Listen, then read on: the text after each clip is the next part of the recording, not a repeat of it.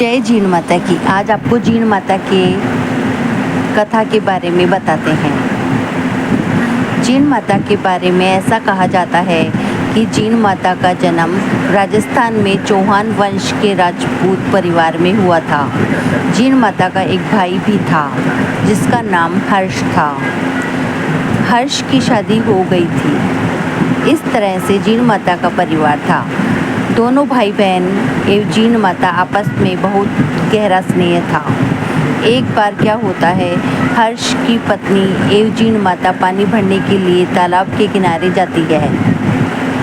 भाभी एवं ननद के बीच यह चर्चा होने लगती है कि हर्ष सबसे ज़्यादा प्यार किसे करता है।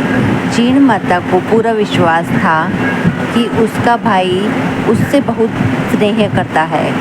इस तरह से भाभी और ननद में बहस होने लगी। उसकी भाभी ने जीण माता से कहा कि यदि तुम्हारे भाई मुझसे ज़्यादा प्रेम करते हैं तो हम एक शर्त रखते हैं। दोनों के बीच यह शर्त लगी थी कि हम तुम्हारे भाई सबसे पहले जिसके सर से मटका उतारेंगे, समझ लेना उसी से ज़्यादा प्यार करते हैं।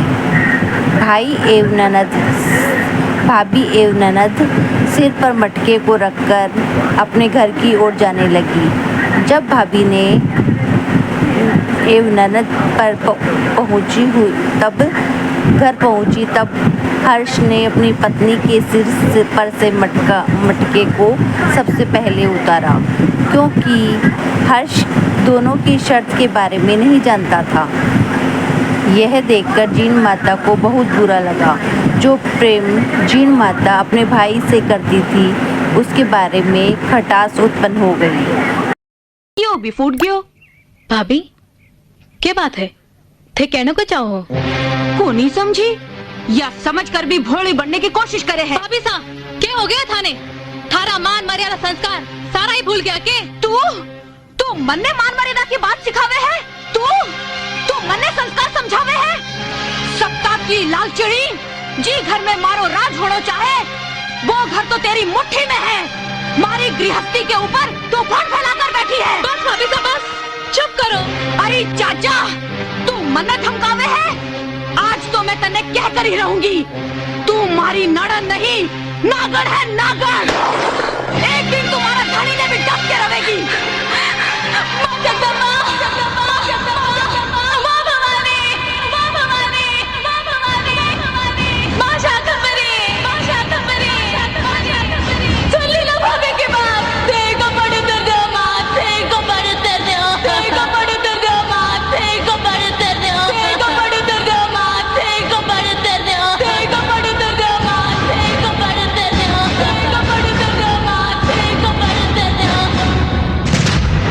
खुल गया केस, बदल गयो बेस, रहो ना शेष, पर जो मिल गयो जगदम्बा को,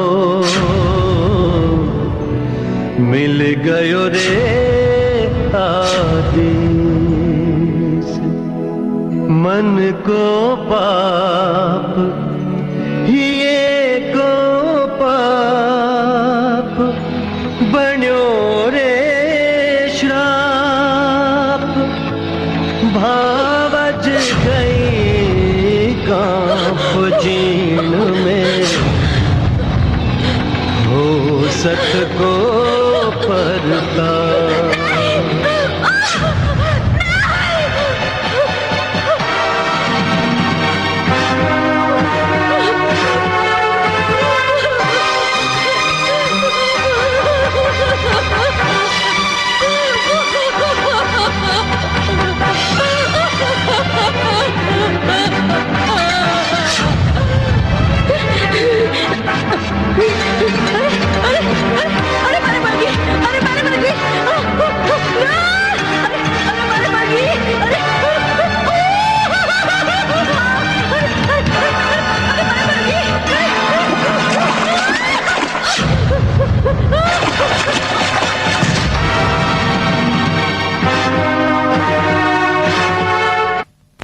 पल में टूट्यो। इधर तेरा छोड़कर बच जाओ भाई साहब। मैं भगवान सूरज नारायण ने साक्षी मानकर प्रतिज्ञा करूं कि मैं आजन्म ब्रह्मचारिणी रहूंगी और कांचे शिखर पर जाकर मां भगवती देवी की तपस्या करूंगी। यो ही मेरा अटल निश्चय है। अब आने तू ले जा, मैंने कोई को नहीं रोक सके।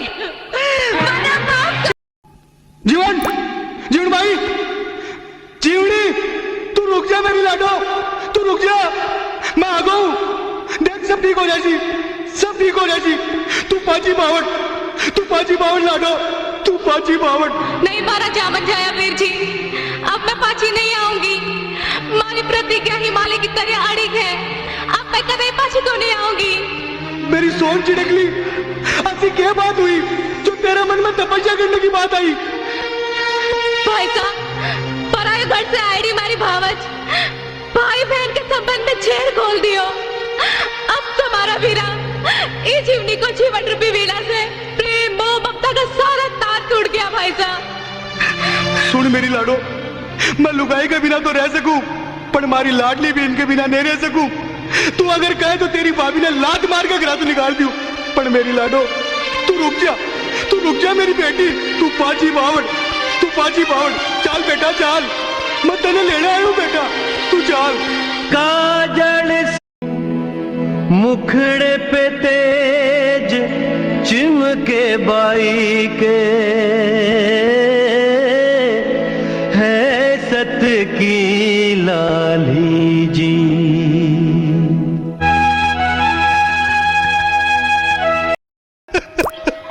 या सब बोलकर थे मैंने मजबूर ना करो भाई साहब, थे वापस घर चला जाओ।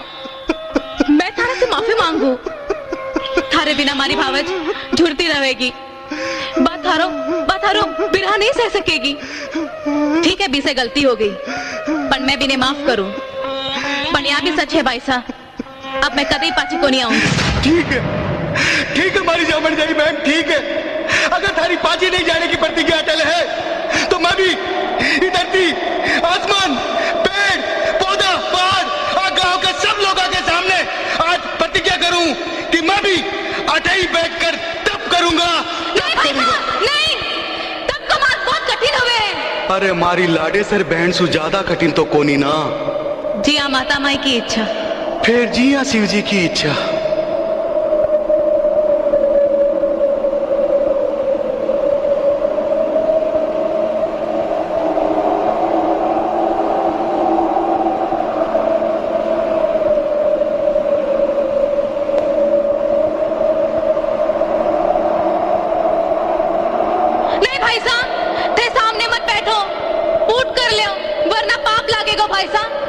ठीक है।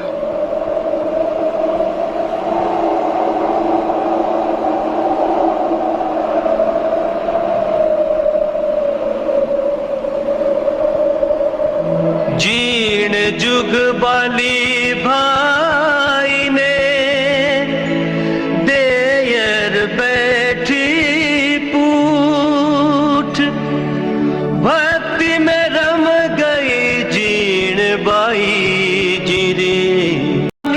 अंबास आ गए प्रगट्या भोलेनाथ,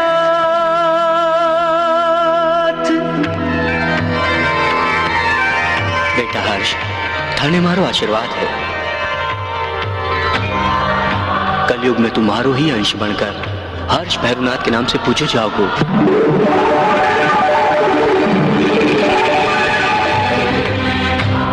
बेटी जीवनी, तने मारो आशीर्वाद है।